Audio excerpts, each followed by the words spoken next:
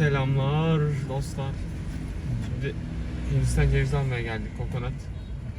Alışverişe ben gideceğim. Buhari hoca beni bıraktı burada, sen git dedi. Dedi çekiyor şimdi. Sen gizli bir iş yapıyormuşsun gibi. Gideyim bakayım ben de.